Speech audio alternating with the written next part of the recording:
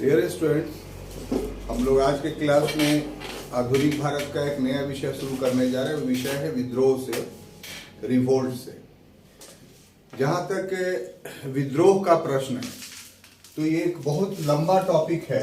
अगर हम विद्रोह की बात करते हैं तो आधुनिक भारतीय इतिहास में जो विद्रोह का टॉपिक है वो वास्तव में 3 खंडों में बटा हुआ है, ठीक है। और प्रश्न तीनों खंडों से आते हैं। अगर विद्रोह विषय पर हम बात करें तो ये एक लंबा टॉपिक है और इसे 3 खंडों में बांट करके अध्ययन किया जा सकता है।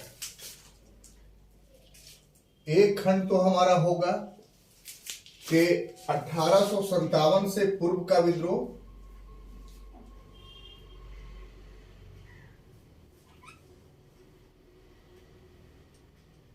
से पूर्व का विद्रोह,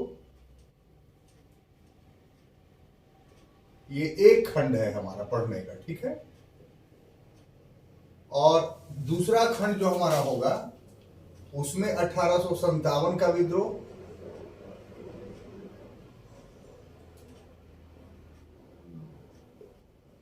और तीसरा खंड जो हमारा होगा वो 1857 के बाद का विद्रोह।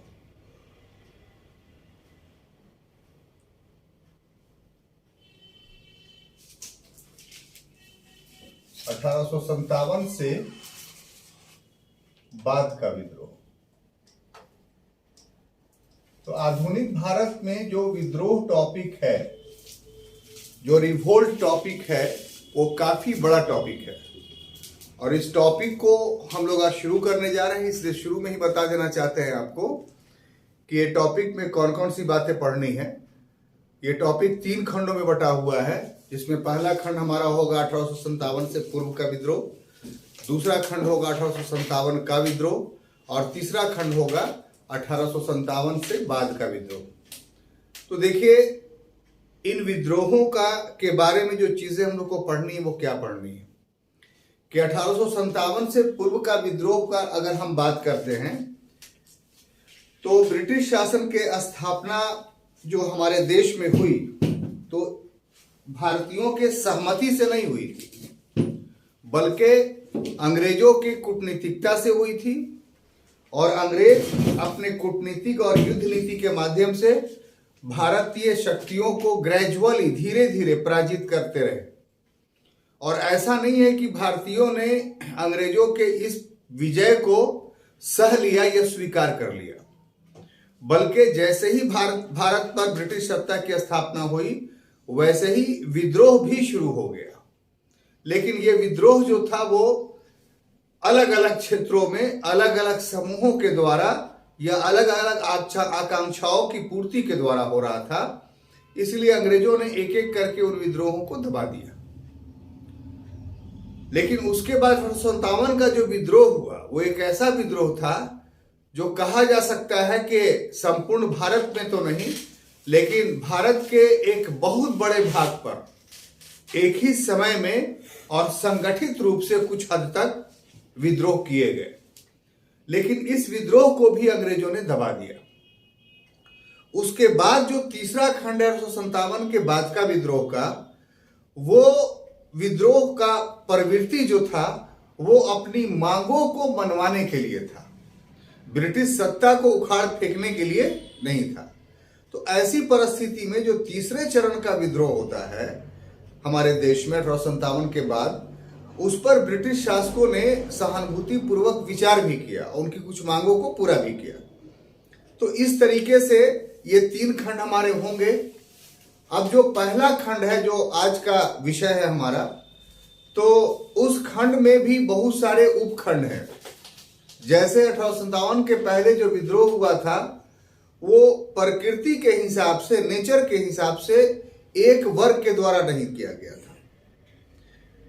कुछ विद्रोहों का नेतृत्व स्वरूप धार्मिक था, कुछ विद्रोहों का स्वरूप राजनीतिक था, कुछ विद्रोह ऐसे वर्गों के द्वारा किया गया था जो अपदस्थ शासकों के कर्मचारी थे। कुछ विद्रोह अपदस्थ शासकों के द्वारा भी किया गया और कुछ विद्रोह जनजातियों के द्वारा किया गया। तो प्रथम चरण के विद्रोह में विभिन्न समूहों के द्वारा अलग अलग विद्रोह किए गए, उसका हम लोग अध्ययन करेंगे। और उसके बाद 1857 का जो विद्रोह का अध्ययन होगा एक बहुत बड़ा विषय है और सभी विषयों पर वस्तुनिष्ठ प्रश्न भी आते हैं, विषयनिष्ठ प्रश्न भी आते हैं। बीपीएससी के सिलेबस चेंज कर जाने के बावजूद भी जो जीएस का सेक्शन है उस सेक्शन के लिए यह खंड जो है वो काफी महत्वपूर्ण है। 1857 के विद्रोह पर सामान्य अध्ययन के परीक्षा में जो है मुख्य परीक्षा में इससे प्रश्न बहुत पूछे जाएंगे। तो इसके बहुत सारे टॉपिक होंगे 1857 के विद्रोह के। सबसे बड़ा टॉपिक होगा इतिहास लेखन होगा कि इस पर कैसे इतिहास लिखा गया। जितना 1857 के विद्रोह पर किताबें लिखी गई हैं उतना किसी पर नहीं लिखा गया। फिर 1857 के विद्रोह के काउजेस क्या थे, उसका प्रारंभ कैसे हुआ, विस्तार कैसे हुआ, उसके प्रभाव क्या पड़े, उसके परिणाम क्या हुए, ये सारे टॉपिक हम लोग 1857 के विद्रोह में पढ़ेंगे। उसके बाद 1857 के बाद के विद्रोह में अधिकांश विद्रोह जो है किसानों से संबंधित होगा, यानी किसानों और मजदूरों ने विद्रोह किया तो उन विद्रोहों के बारे में हम लोग अध्ययन करेंगे। तो प्रारंभ में ही बता देना इसलिए जरूरी है कि विद्रोह एक बहुत बड़ा लंबा टॉपिक है और उसमें कोई एक विद्रोह नहीं है बल्कि बहुत सारे अनेक विद्रोहों का हम लोग को अध्ययन करना है। तो शुरू की क्लास में ही बताने की आवश्यकता इसलिए पड़ी कि आपका दिमाग बन जाए और समझ जाए कि हमें क्या क्या पढ़ना है। तो आज का क्लास का जो शीर्षक है हम लोगों का वो ऊपर में लिख दिया गया है और उसके अंतर्गत कितनी सारी बातें पढ़नी है वो बता दिया गया है। तो आज के क्लास में जो हम लोग केंद्रित होंगे वो 1857 के विद्रोह, 1857 से पूर्व के विद्रोह यानी प्रारंभिक विद्रोह के बारे में, जो देश में आरंभ का विद्रोह हुआ था, जिसका पीरियड अगर आप लोग लेना चाहें तो 1757 से लेकर के 1857 तक, यानी ये जो काल है वो कौन सा काल में हम लोग पढ़ रहे हैं, 1757 से लेकर करके 1857 तक। ठीक है, तो इस पीरियड का में हमारे देश में जो विद्रोह हुआ उसको हम लोग अध्ययन करने जा रहे हैं। तो जैसा कि पढ़ाने का एक तरीका है कि हर चीज का एक इंट्रोडक्शन दिया जाता है, बताया जाता है उसके बारे में। तो आज का जो शीर्षक है उसका इंट्रोडक्शन हम देना चाहते हैं कि इसमें क्या बातें हो सकती हैं, इसको कैसे समझा जा सकता है। तो जहां तक आरंभिक विद्रोह का प्रश्न है, जहां तक आरंभिक विद्रोह का प्रश्न है,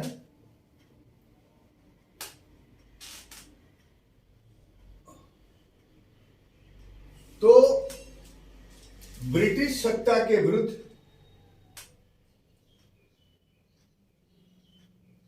जो ब्रिटिश सत्ता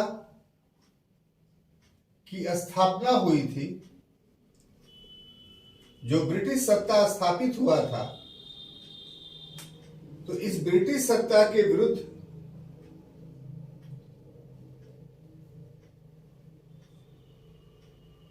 आरंभ से ही विद्रोह होने लगा था। आरंभ से ही विद्रोह होने लगा था। अब ये जो विद्रोह होने लगा था आरंभ से, तो इस विद्रोह की जो जानकारी है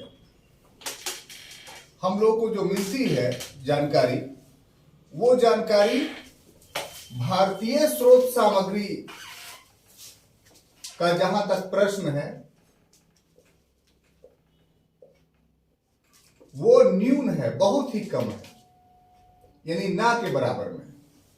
और इस न्यून होने का जो कारण है इस जानकारी का वो ये कि जो भारतीय थे, जो इंडियंस थे जिन्होंने विद्रोह किया था, वो पहली बात कि अशिक्षित थे,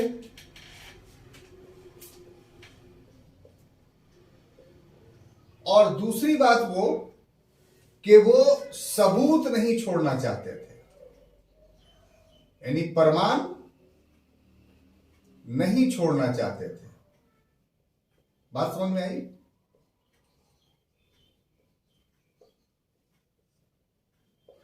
इन दो कारणों से, पहली बात कि वो शिक्षित थे नहीं जिन्होंने विद्रोह किया था, और दूसरी बात यह है कि वो प्रमाण नहीं छोड़ना चाहते थे। इन दो कारणों से आरंभ के विद्रोह के बारे में भारतीय स्रोत सामग्री का अभाव है। यानी हम लोग के पक्ष से कोई जानकारी नहीं मिलती है कि आखिर विद्रोह क्यों हुआ, किसने किया, कब किया, इसके बारे में भारतीय स्रोत सामग्री का पूर्णतः अभाव है। जानकारी जो भी मिलती है वो ब्रिटिश स्रोतों से मिलती है, यानी अंग्रेजों के द्वारा, ठीक है। और ब्रिटिश स्रोत में जो जानकारी दी गई है उसमें इस विद्रोह को, जो आरंभ के विद्रोह हुए, उस विद्रोह को डकैती कहा गया है। क्या कहा गया है? डकैती। कहा कि भारत के लोग जो है वो अंग्रेजों पर डकैती करते थे, यानी उनके संपत्तियों को लूटते थे। ये विद्रोह वगैरह नहीं था। जो आरंभ के 1757 से लेकर के 1857 तक का जो विद्रोह हुआ, उसकी प्रकृति के बारे में, उसके नेचर के बारे में ब्रिटिश शासकों का यह विचार था। लेकिन आधुनिक काल में इस ब्रिटिश स्रोत के इस डकैती वाले विचारधारा का खंडन हुआ है। और खंडन किसने किया है? तो निहार रंजन राय ने। किसने किया है? निहार रंजन राय ने। इन्होंने दो तर्क दिए हैं कि 1857 से पूर्व के जो विद्रोह हुए उसको डकैती नहीं कहा जा सकता है, बल्कि वास्तव में ये विद्रोह था। तो दो तर्क क्या दिए? पहला तर्क ये कि यह विद्रोह जो है खुले रूप से हुआ, खुले रूप से हुआ। और दूसरा इन्होंने तर्क दिया कि इस विद्रोह में जनसाधारण ने भाग लिया, जनसाधारण ने भाग लिया। तो अगर साहब डकैती होता है तो डकैती ओपन नहीं होता है, डकैती जो है वो छुप कर होता है, और इसको करने का समय बहुत अल्प रहता है, और लोग डकैती करके फौरन भाग जाते हैं। और इसमें उस समय का जहां पर डकैती हो रही है वहां के संपूर्ण लोग, ये जनता शामिल नहीं होती है। जबकि निहार रंजन राय ने प्रमाणित किया कि 1857 से पूर्व के जो भी विद्रोह हुए, वो विद्रोह जो था वो छुप करके नहीं किया गया, बल्कि ओपनली जो है वो ब्रिटिश सत्ता पर आक्रमण किए गए, उनके कार्यालयों को लूटा गया, उन पर हमला किया गया। और ये चंद लोगों के द्वारा किया गया नहीं था, 4, 5, 10 लोगों के द्वारा नहीं किया गया था, बल्कि इसमें जनसामान्य की भागीदारी थी। तो जब किसी घटना में जनसामान्य की भागीदारी हो और जब घटना खुले रूप में किया जाए, तो ऐसी घटना को डकैती कभी भी नहीं कहा जाता है, ना उस समय कहा जा सकता है और ना आज के समय में। इसलिए ब्रिटिश इतिहासकारों के द्वारा 1857 के पूर्व के विद्रोहों के परिवेश में जो डकैती शब्द इस्तेमाल किया गया है वो काफी गलत है। ठीक है। अब देखिए साहब के ये जितने विद्रोह थे वो ये कि इस विद्रोह के पीछे जो है वो कुछ कारण उत्तरदायी था, काउस था। ये विद्रोह यूं ही नहीं हो गए थे, बल्कि इसके लिए क्या था कि कारण उत्तरदायी था। कारण पर ध्यान देना क्यों जरूरी है? इस परिवेश में आप गौर देखिए, गौर कीजिए इस घटना पर कि एक मस्तिष्क में एक बात आती है कि अंग्रेजों के शासन का विरोध इसलिए हुआ क्योंकि वो विदेशी थे।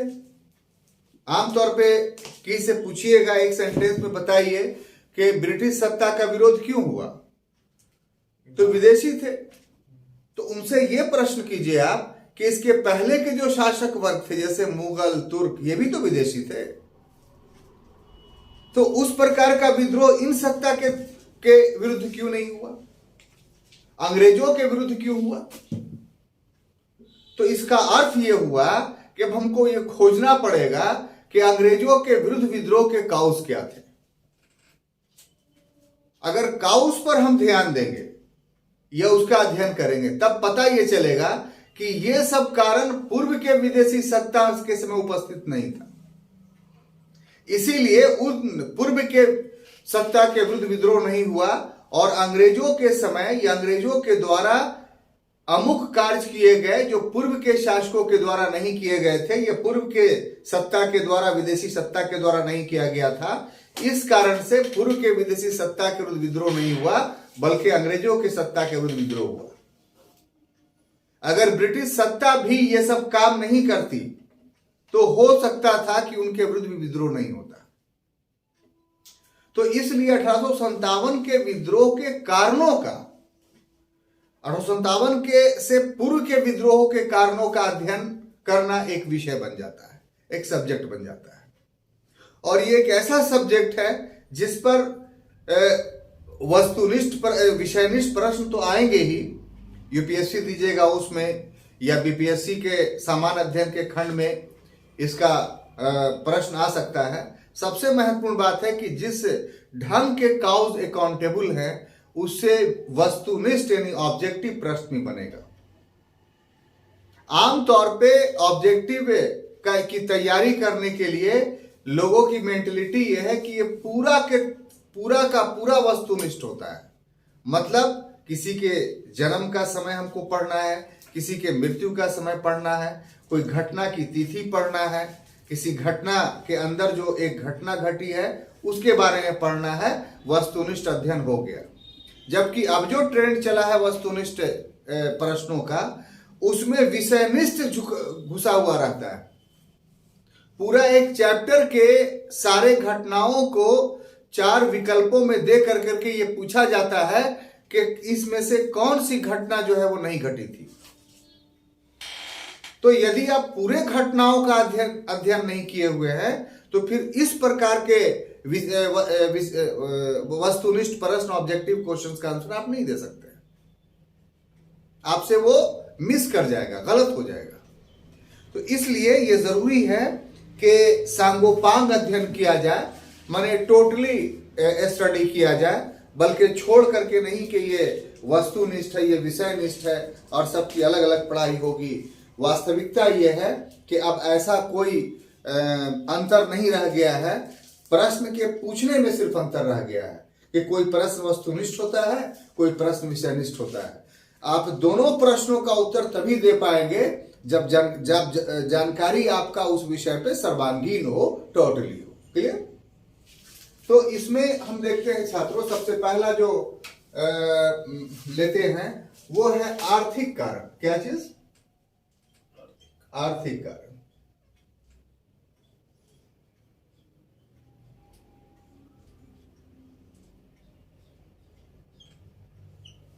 यानी इकोनॉमिक कॉज।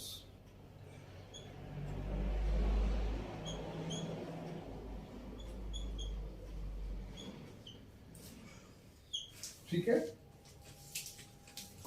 अब देखिए, जहां तक आर्थिक कारणों का प्रश्न है तो गौर से देखिए इस बात को कि अंग्रेजों का आगमन कब हुआ है? भारत में अंग्रेजों का आगमन कब हुआ? बोलिए। तो भारत में अंग्रेजों का आगमन हुआ 1608 ईस्वी में। कब? 1600 ईस्वी में ईस्ट इंडिया कंपनी की स्थापना हुई। लेकिन 1600 ईस्वी में जब ईस्ट इंडिया कंपनी की स्थापना हुई तो उस समय फॉरेन कंपनी भारत में नहीं आ गई, बल्कि वो दक्षिणी पूर्व एशिया के देशों से मसालों के व्यापार तक अपने आप को केंद्रित की रही। भारत में पहला जो अंग्रेजी जहाज आया था वो सूरत पर आया था, हॉकिंस लेकर के आया था हेक्टर नामक जहाज 1608 ईस्वी में। तो आप कहिए कि उस समय भारत में अंग्रेजों का आगमन हुआ। आप देखिए गौर से कि इस समय से लेकर के यानी 1608 से लेकर के 1757 ईस्वी तक ये जो लगभग कह लीजिए कि 150 वर्षों का जो इतिहास है, इस इतिहास में जो अंग्रेजों की प्रकृति थी, अंग्रेजों की जो प्रकृति थी भारत में, जो नेचर था, वो नेचर एक व्यापारी का था। किस चीज का था? एक व्यापारी का था। और इस कारण से भुगतान संतुलन भारत के पक्ष में था। भुगतान संतुलन क्या था? भारत के पक्ष में था।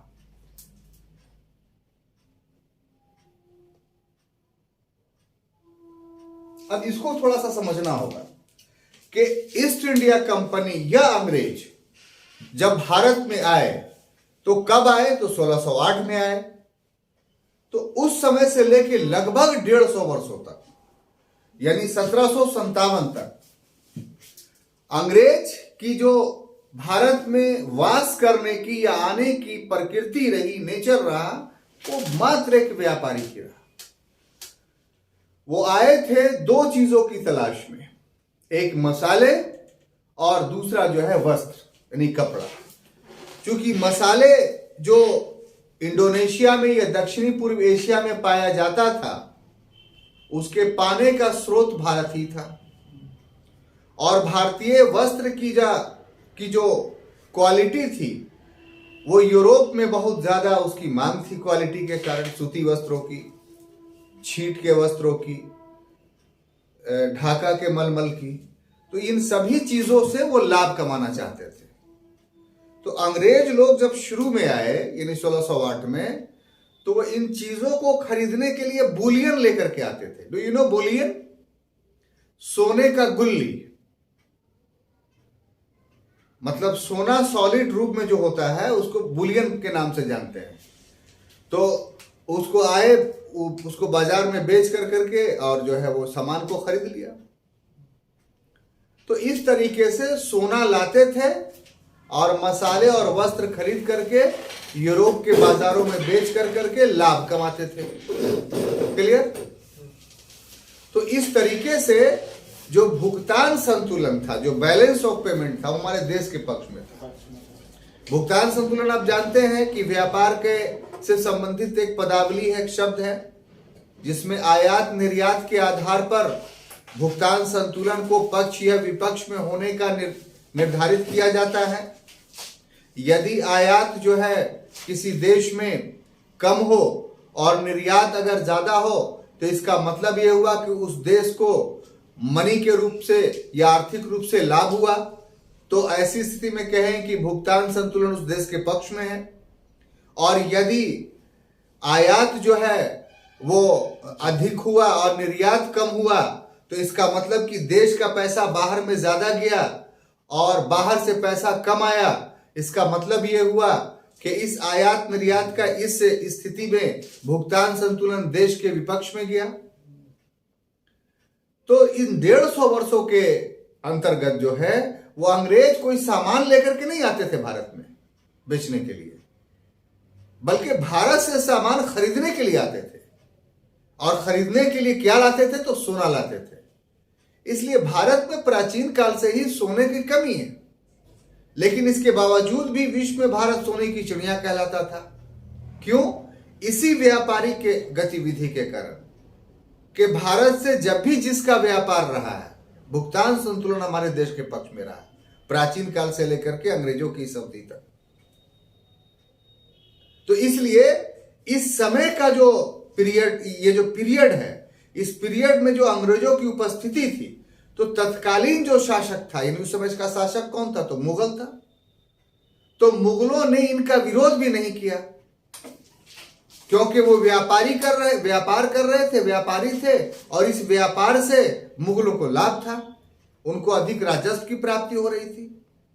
साथ ही साथ मुगल शहजादियों का और राजकुमारों का भी व्यापार इन अंग्रेजों के माध्यम से यूरोप में हो रहा था।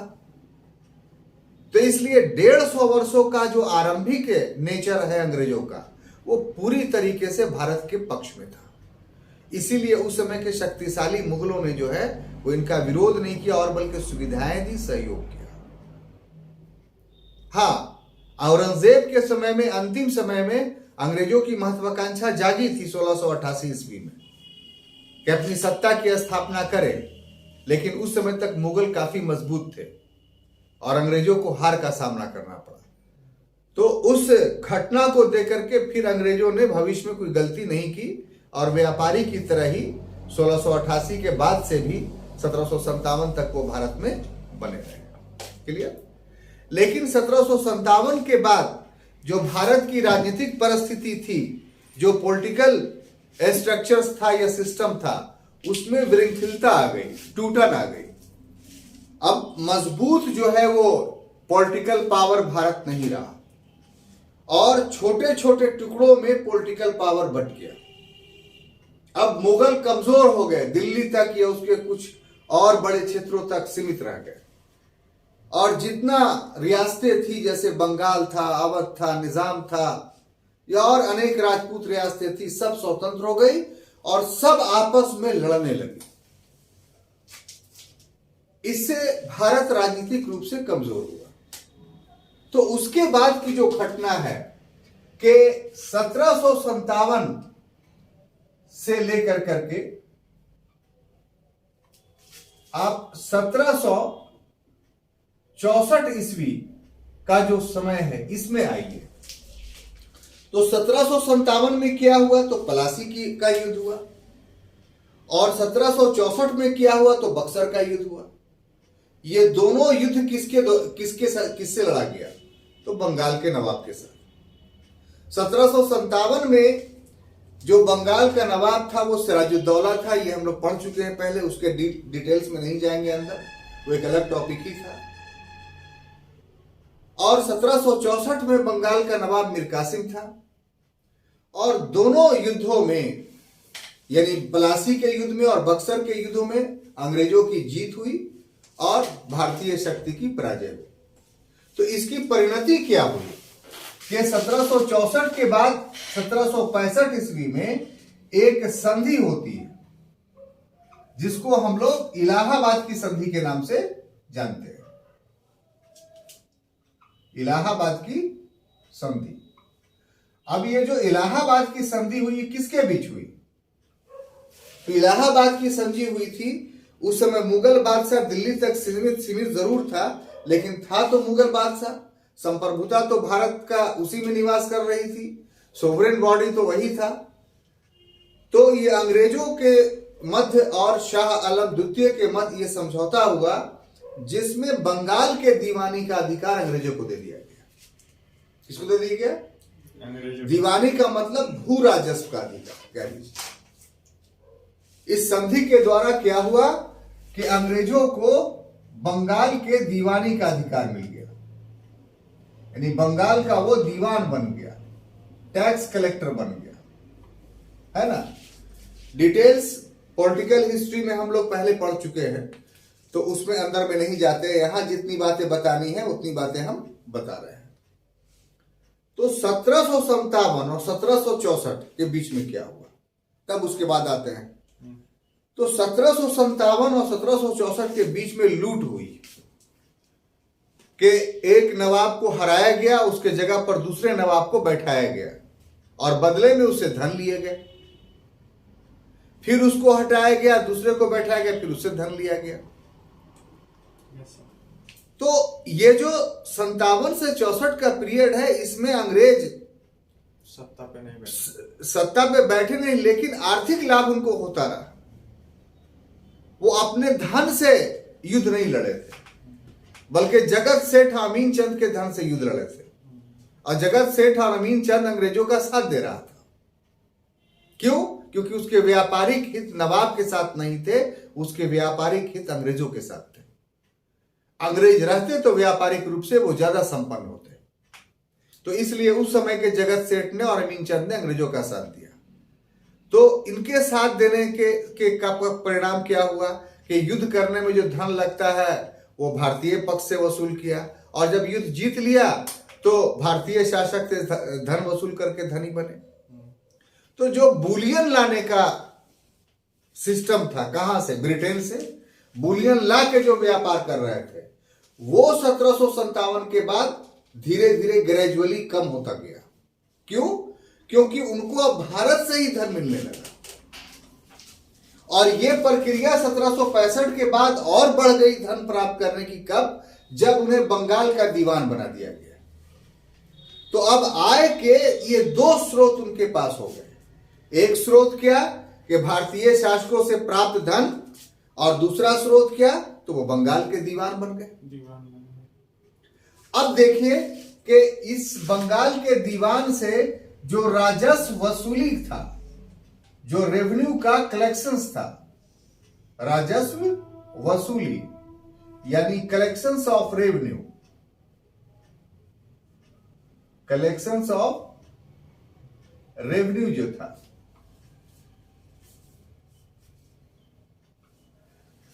तो ये एक प्रकार से नहीं था और सब शोषण पर आधारित था शुरू में। यानी अगर तिथि के हिसाब से देखा जाए तो 1765 से लेकर करके 1769 ईस्वी तक, ठीक है ना, इस समय तक जो रेवेन्यू वसूल किया गया वो मोहम्मद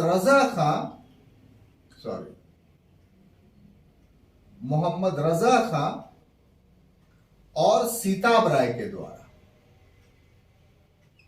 किसके द्वारा? मोहम्मद रजा खां और सीताब राय। इसको समझिए थोड़ा। यह मोहम्मद रजा खां और सीताब राय अंग्रेज के आदमी नहीं थे, ये नवाब के दीवान थे, यानी बंगाल के नवाब के।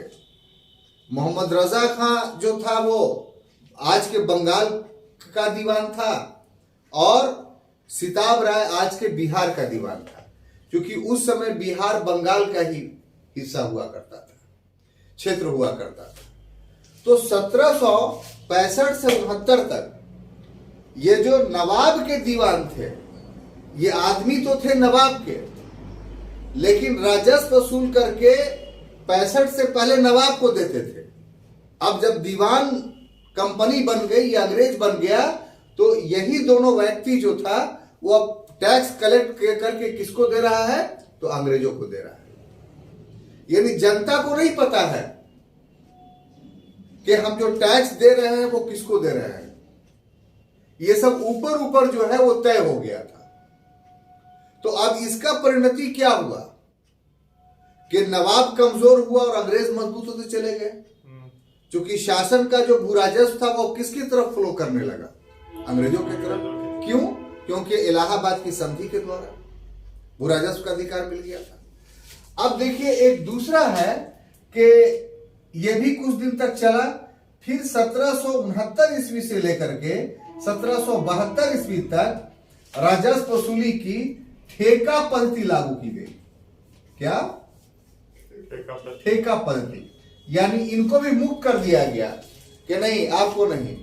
अब हर क्षेत्र के लिए अलग अलग भारतीयों को ही भूराजस्व ठेके पर दे दिया गया कि हम आपसे इतना लेंगे, आप चाहे जितना वसूल कीजिए।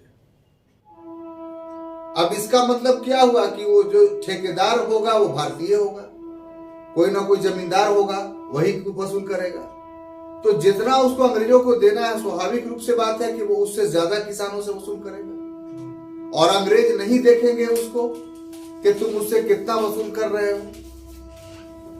अब इसके बाद फिर परिवर्तन हुआ, और वो कब? तो 1772 से लेकर के 1776 ईस्वी तक, और इसमें पंचवर्षीय पद्धति लागू की गई। कितना? पंचवर्षीय पद्धति। पंचवर्षीय पद्धति का मतलब यह हुआ कि 5 वर्षों के लिए ठेका दे दिया गया। उसी पद्धति में भारतीयों को ही ठेके पर 5 वर्ष के लिए दे दिया गया, और फिक्स कर दिया गया कि इतना जो है आप हमको देंगे, बाकी आप जितना वसूल कीजिए। और फिर क्या हुआ कि 1776 से लेकर के 1793 ईस्वी तक इस 5 वर्ष को 1 वर्षीय कर दिया गया। क्या कर दिया गया? 1 वर्षीय। अब इस भूराजस्व का, जिसके बारे में हम लोग पूर्व में वर्णन किए, इस भूराजस्व की वसूली का जो ये सिस्टम किया गया, चाहे सिस्टम कोई भी हो, हुआ क्या? तो यहां के किसानों की स्थिति दयनीय हो गई। और इसी परिवेश में जब दयनीय हुई तो एक घटना घटा कि 1763 ईस्वी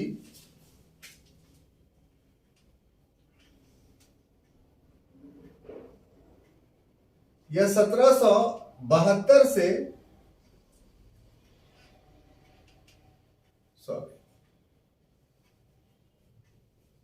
1769 ईस्वी से लेकर करके 72 ईस्वी तक बंगाल का अकाल हुआ।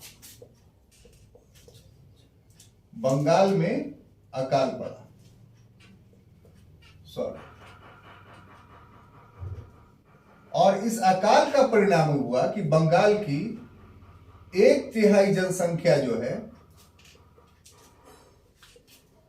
वो समाप्त हो गई, मर गई।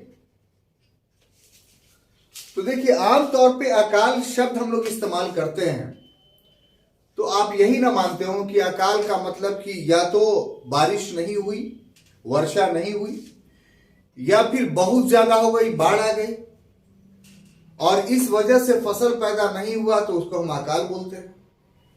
तो बाढ़ आ जाने से फसल नहीं होने या वर्षा नहीं होने से फसल नहीं होने से जो अकाल पड़ता है उसको प्राकृतिक अकाल बोलते हैं। लेकिन मानवीय कारकों के कारण अगर फसल का उत्पादन नहीं हुआ तो इसको हम लोग मानव जनित अकाल बोलते हैं। मानव जनित अकाल। तो अंग्रेजों के समय में जो अधिकांश अकाल पड़े वो मानव जनित अकाल थे, प्राकृतिक अकाल नहीं थे। और मानव जनित अकाल कैसे पड़े? तो ये जो भूराजस्व वसूली करने की जो पद्धति अंग्रेजों ने अपनाई थी, उस पद्धति के वजह कारण से किसानों के पास उत्पादन करने के बाद कुछ बचता ही नहीं था। तो इसीलिए कृषि करने के प्रति उत्सुकता किसानों की समाप्त हो गई और किसानों ने जो है वो कृषि करना बंद कर दिया, पलायन का रास्ता अपना लिया, खेतें खाली रहने लगी। इस कारण से अकाल पड़ा। और जब अकाल पड़ा तो क्या हुआ कि 1/3 जनसंख्या बंगाल की समाप्त हो गई। अब बोलिए, ऐसे कारण में विद्रोह नहीं होगा तो क्या होगा? दोस्ती होगी, मित्रता होगी। यही नहीं, ये घटना रुकती है, फिर आगे एक और घटना घटती है और वो है 1793 ईस्वी में अस्थाई बंदोबस्त। ये भी बहुत डिटेल में पढ़ा चुके हैं, लेकिन यहाँ कौंस के अंदर जो बातें बतानी है वो बतानी पड़ेगी। यानी इसको बोलते थे परमानेंट सेटलमेंट। ये लॉर्ड कॉर्नवालिस के द्वारा यहाँ लागू किया गया बंगाल में। इसको पूरा विस्तार से हम लोग भारतीय ब्रिटिश भूराजस्व व्यवस्था में पढ़ चुके हैं। उस वीडियो को आप देखिएगा तो पूरा डिटेल समझ में आ जाएगा। यहां पर हमें सिर्फ ये बताना है कि इस व्यवस्था के आने से पहले तो किसान ही कमजोर हो रहे थे, इस व्यवस्था के बाद जमींदार पर भी आफत आ गई और जमींदारों का भी शोषण होने लगा। क्यों? क्योंकि इस व्यवस्था में एक कानून था, सूर्यास्त कानून, सनसेट लॉज।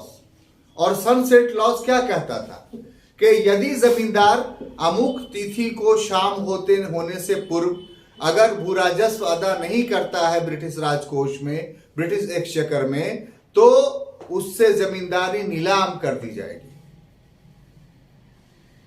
और दूसरे को बेच दी जाएगी।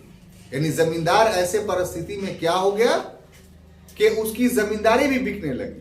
तो अपनी जमींदारी को बचाने के लिए और घोर शोषण करने लगा किसानों का कि नहीं, तुमको टैक्स देना ही पड़ेगा। तो ऐसी परिस्थिति में विद्रोह नहीं होएगा तो क्या होगा? तो ये तो स्थिति थी बंगाल की। लेकिन विद्रोह सिर्फ बंगाल में ही तो नहीं हुआ, दूसरे क्षेत्रों में भी हुआ। तो दूसरे क्षेत्रों की भूराजस्व व्यवस्था भी शोषणात्मक थी। अब वो कैसे, वो देखिए कि ये तो बंगाल का था। 1792 ईस्वी में हेक्टर मुनरो के द्वारा, किसके द्वारा? हेक्टर मुनरो के द्वारा। कहां? तो मद्रास में। और 1813 में एल्फिस्टन के द्वारा। कहां? तो बंबई में भूराजस्व की एक नई व्यवस्था लागू की गई जिस व्यवस्था को हम लोग बोलते हैं रैयतवाड़ी व्यवस्था। क्या चीज? रैयतवाड़ी व्यवस्था। तो ये अस्थाई बंदोबस्त तो नहीं था, ये उससे हटकर था और इसमें रैयतों को भूमि का मालिक मान लिया गया था, लेकिन यहां भी भू राजस्व बहुत ऊंचा था।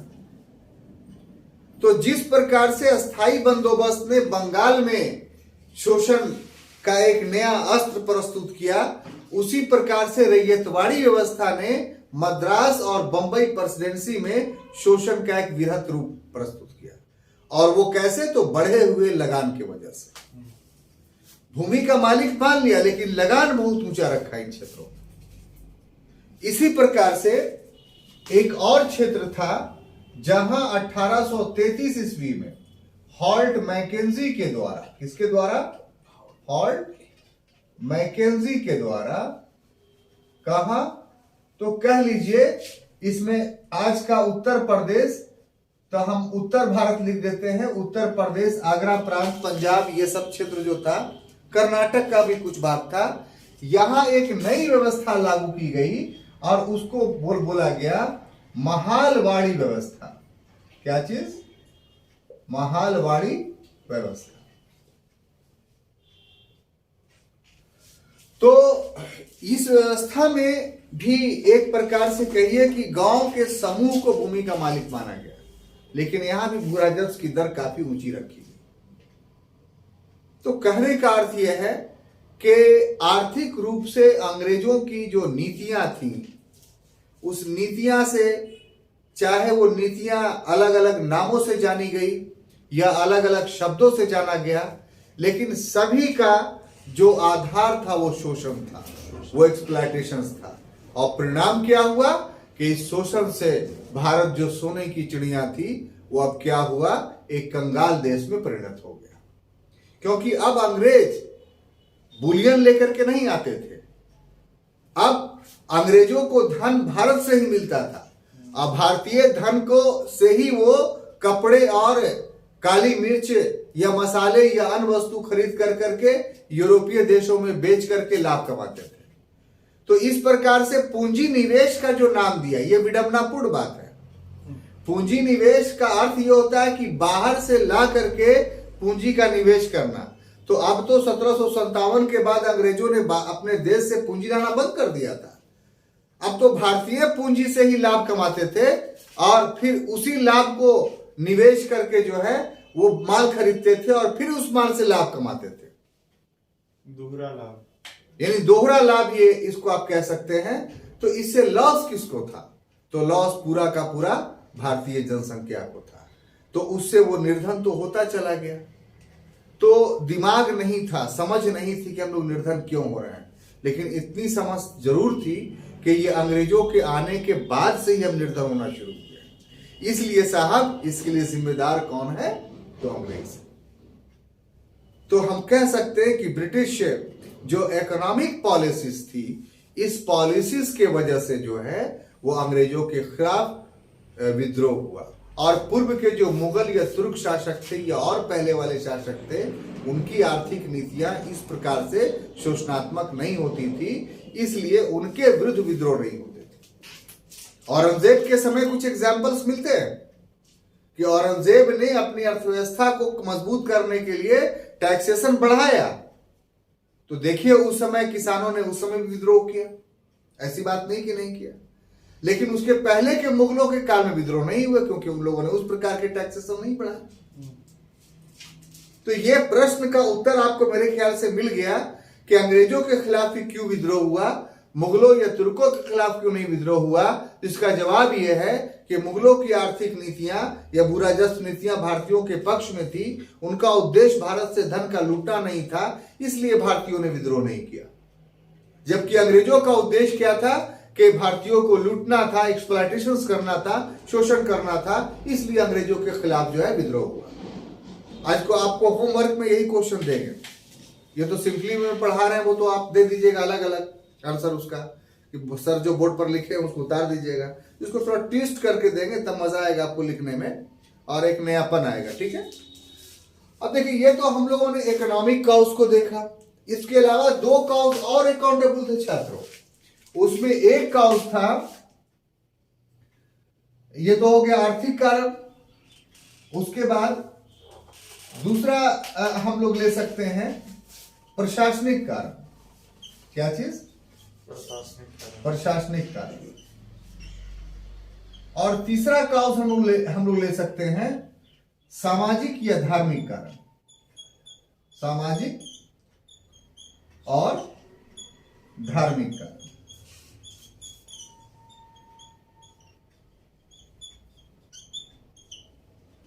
ठीक है ना? तो देखिए, प्रशासनिक कारण किस ढंग से अकाउंटेबल था, इसको जरा समझने की जरूरत है। क्या अंग्रेजों के आगमन से पहले भारत में प्रशासन नहीं चलता था? चलता था। लेकिन ब्रिटिश प्रशासन पूर्व के प्रशासन से किस रूप में भिन्न था? तो बहुत रूप में भिन्न था, और यह भिन्नता ही असंतोष का कारण था।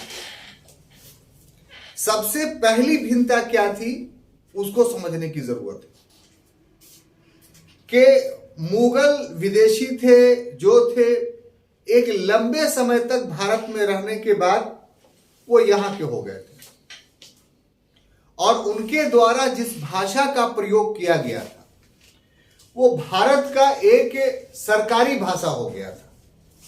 और वो भाषा कौन सा था? तो फारसी। फारसी इस देश की भाषा नहीं है, फारसी फारस की भाषा है। और उस समय वहीं के लोगों के द्वारा विश्व के अधिकांश भागों में सत्ता की स्थापना की गई, और उनकी भाषा ही प्रचलित हुई, क्योंकि सरकारी भाषा बन चुकी थी। तो यहां के जो हिंदुओं में सरकारी पद पाने के आकांक्षी होते थे कि हमको सरकारी पद चाहिए, तो वो लोग भी फारसी सीख लिए। जैसे अभी के समय में है कि अंग्रेजी का ज्ञान बहुत जरूरी है, तभी नौकरी मिलेगी, तो लोग अंग्रेजी का ज्ञान प्राप्त करते हैं। तो एक प्रकार से सरकारी नौकरी प्राप्त करने का आधार बन गया फारसी का ज्ञान। तो बहुत सारे हिंदू लोग भी फारसी का ज्ञान प्राप्त करके सरकारी नौकरी में थे। और मुगलों ने जो प्रशासन का संरचना किया था, वो संरचना जो है वो बहुजातीय था, मल्टीकास्ट था। उसमें ऐसा नहीं था कि सिर्फ मुगल ही प्रशासन के उच्च उच्च पदों पर थे, बल्कि योग्यता मुगलों का मूल आधार था। योग्यता किसी भी जाति में पाई गई तो उसने उसे प्रशासन में नियुक्त कर दिया। लेकिन शर्त यह थी कि पर्शियन जानना पड़ेगा। तो इसीलिए हिंदू हो, मुसलमान हो, मुगल हो, तुर्क हो, जो भी हो, फारसी के ज्ञाता थे, तभी मुगल शासन में जो है वो शामिल थे। अंग्रेजों के आगमन के बाद, सत्ता स्थापित होने के बाद 1835 ईस्वी में फारसी को सरकारी भाषा बदल दिया गया और उसके जगह पर अंग्रेजी ला दिया गया। अब जो पूर्व में जो लोग बहाल थे, वे सभी के सभी क्या हो गए? बेरोजगार हो गए। अब सरकारी नौकरी में से जो बेरोजगार हो गए भाषा के आधार पर, वो सब पढ़े लिखे हुए लोग थे, समाज में उनकी पकड़ थी, उनकी इज्जत थी, उनकी बात लोग मानते थे।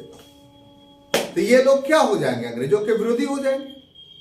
आज के तुलना में आप इसको ऐसे देखिए कि जितने सरकारी पदाधिकारी, वर्तमान सरकार बोले कि नहीं, हम सबको हटाते हैं और जो है अमेरिकन लोगों को या ब्रिटिश लोगों को ला करके यहां नौकरी देंगे।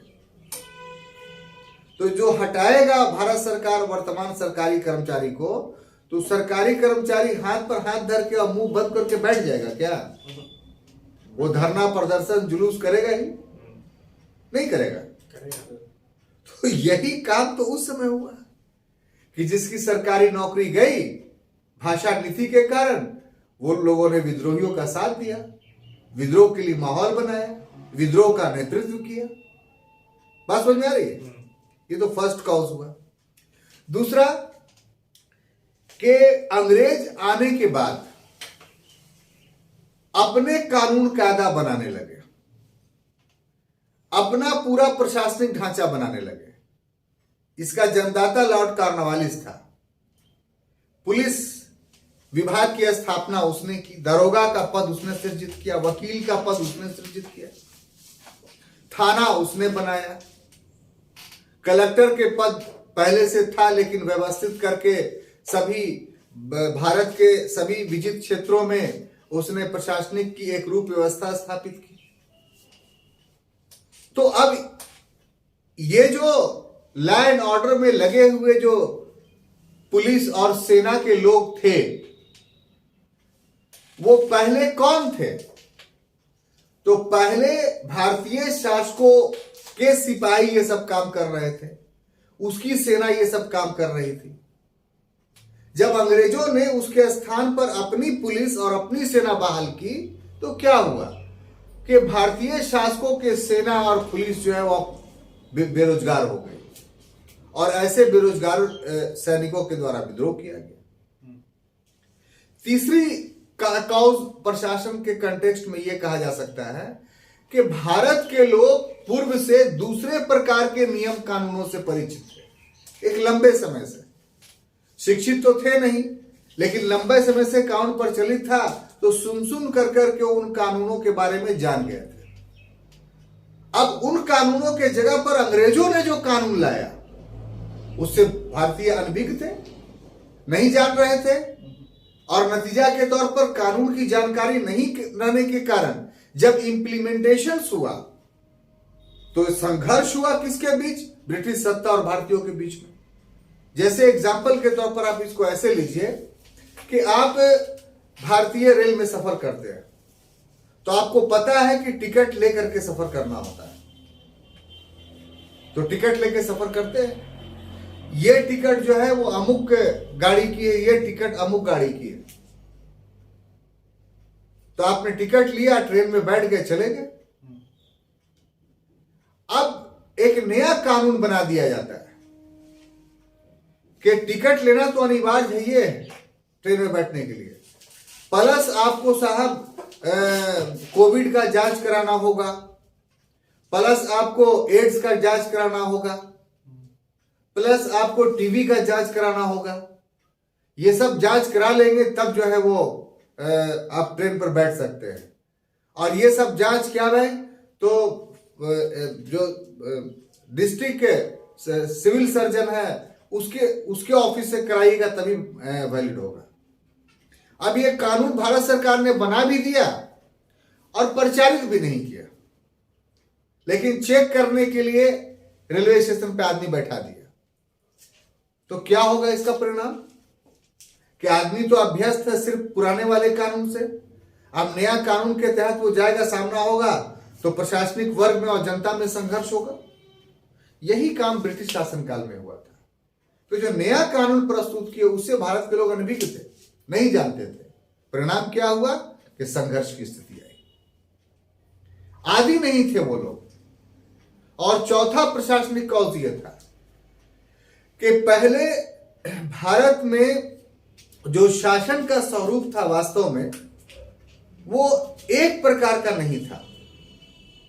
खास तौर से अंग्रेज जिस समय आए उस समय तो और नहीं, राजनीतिक विरंखिलता थी, अलग अलग क्षेत्रों के अलग अलग शासक राजा या नवाब हुआ करते थे। लेकिन अंग्रेजों ने जो प्रशासनिक व्यवस्था स्थापित की वो अपने प्रभाव क्षेत्र में सारे जगहों पे एक ही प्रकार का प्रशासन था, अलग अलग नहीं था। तो ये अच्छी बात भी थी और बुरी बात भी थी। अच्छी बात इसलिए कि प्रशासन में एकरूपता आ गई, और बुरी बात क्यों? इसलिए कि उसके द्वारा शोषण भी सभी जगह पर समान रूप से किया गया। इसीलिए विद्रोह भी आगे चल करके सभी जगह पर समान रूप से हुआ। बात समझ में आई? तो ये प्रशासनिक काउज जो है अकाउंटेबल था अंग्रेजों के विरुद्ध भारतीयों के विद्रोह का। कोई कंफ्यूजन नहीं। आप देखते चलिए कि ये सब चीज जो था वो मुगलों के समय नहीं था। वो लोग प्रशासन के क्षेत्र में इस प्रकार का एक्सप्लॉयटरी मेजर नहीं अपनाते थे, शोषणात्मक नीति नहीं अपनाते थे। इसलिए विदेशी होने के बावजूद भी जो है उनके विरुद्ध भारतीयों ने विद्रोह नहीं किया। क्लियर। अब आ जाइए छात्रों, सामाजिक और धार्मिक कारण।